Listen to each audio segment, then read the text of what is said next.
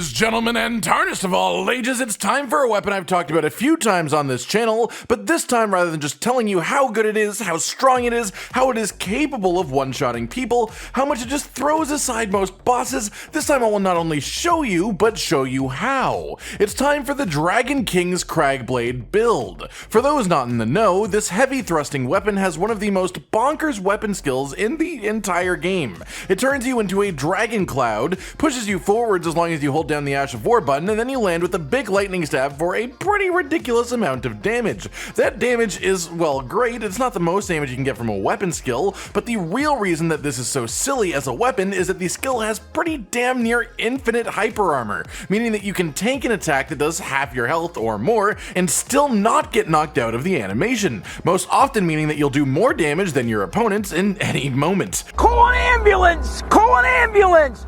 But not for me! On top of this, against enemies like dragons, this thing actually does significantly increase damage due to being the weapon of the Dragon Lord himself. When you use this on a regular dragon, it does 30% bonus damage, and against an ancient dragon, it still gets a solid 15% bonus. Even then, against non-dragons, this thing is fantastic, so when you use it on a dragon, it's just even better. Of course, as it follows your target, some dragons will be a bit annoying to hit, and you'll have to free aim around to find the best angle of attack, but the damage it does more than makes up for the slight inconvenience. In PvP, this skill can one-shot people, but these days a lot of people are building more towards defense and strength from what I've seen. After all, you can see the numbers this is hitting on screen and what it's doing to people's health. More often than not, in this current defense-heavy life that we live in, it's more likely to be one weapon skill hit and then just a random stab to kill someone. But given that it is a heavy thrusting sword, you'll have a much easier time getting that random stab than most other weapon types would. All of this considered, what makes this whole thing tick?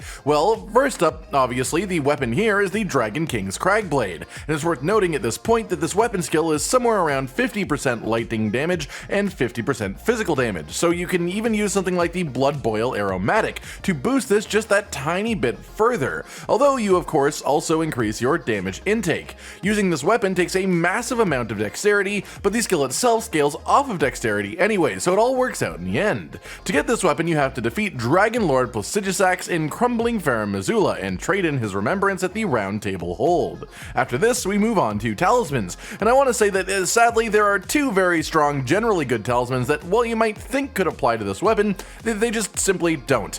Those being the Godfrey Icon Talisman, which boosts charge skills and spells, but for some reason, even though you can charge this Ash of War for extra length, extra movement speed, it doesn't make this talisman work. Presumably because the charged effect doesn't increase the damage, the talisman doesn't increase the damage either. The other one is the Rotten Winged Sword Insignia Talisman. Before the big pop at the end, while you're in the cloud mode, flinging through the sky, dealing little rapid hits of damage, and if these made Rotten Winged Sword Insignia turn on, then it would only serve to massively boost the final attack pop, which is the main source of damage. But sadly, the little cloud ticks don't activate that talisman. What we do have then that does work is actually relatively standard. First, the Shard of Alexander Talisman. This one boosts your weapon skill damage by 15%, and that is quite a hefty amount to put on our main method of attack. To get this one, you need to do the Alexander questline, the first step of which is in the desert after defeating Star Scourge Radahn. The second step is in the magma pools to the southwest of the Seawater Terminus Site of Grace, and then the final step taking place near the Dragon Temple Lift Site of Grace in crumbling Farum Azula.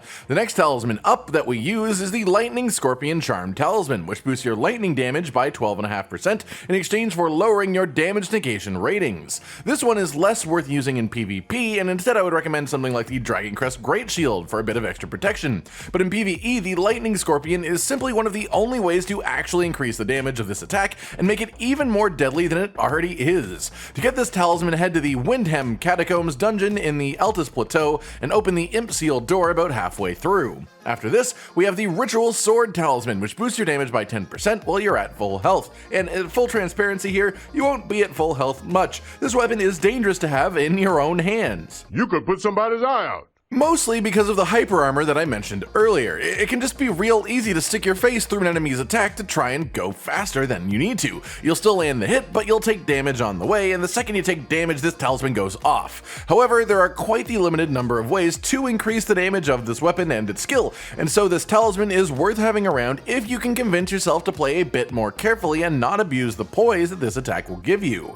To get this talisman, head to the Lux Ruins near the start of the Altus Plateau and defeat the boss waiting down down the stairs. Finally, for talismans comes the Carrion Filigreed Crest, which lowers the FP cost of your weapon skills by 25%. Quite good for a build like this that fully intends to just spam the skill until your enemy dies. Getting this talisman is quite easy. Simply purchase it from War Counselor E.G. at the Road to Caria Manor Site of Grace after you've signed on to work with Ranni the Witch. Past this, your Flask of Wondrous Physick mixture matters here, at least partially, as you want to have the Lightning Shrouding Cracked Tier to boost your lightning damage by 20% for 3 minutes, but your second slot is pretty much open to the situation. If the Poise Breaking Tier lets you get a stagger on an enemy that you otherwise wouldn't get a stagger on, then it's worth it. If the enemy takes a long time to get started at the beginning of the fight, then the Cerulean Hidden Tier letting you spam the attack for 15 seconds can be really good too.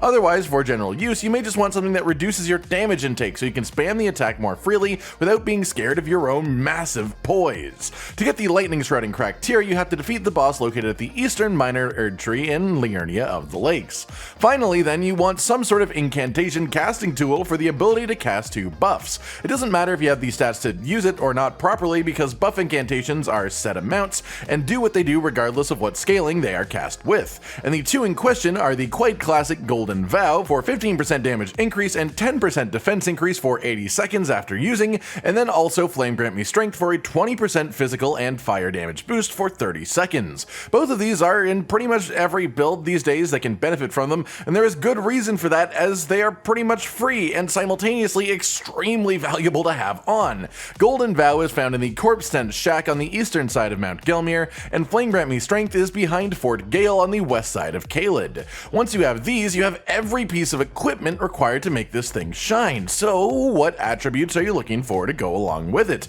Well, as mentioned earlier, your main scaling stat here is dexterity, so you want to reach 80 of that as soon as possible. 60 vigor is recommended for a comfortable experience, though anything above 40 is technically manageable. 18 strength is the requirement to use the weapon, 25 faith in order to use both of our incantations. You want enough endurance to reach medium equip load with your fashionable armor set of choice, and then any remaining points you want to stick into mind in order to let you hit this attack as many times as possible between using flasks. With that, you have all the secrets of what makes the Dragon King Cragblade one of the stronger weapons in the game, in the tier of genuinely incredible pieces of equipment, how to find everything and what to forge yourself into to make it truly as strong as it can be. Do you like using this weapon as much as I do? Have you already been using it, or is this the inspiration that you needed to get started? Like if you liked the video, subscribe and hit the notification bell for more, and most importantly, ladies and gentlemen, until next time, stay sweet.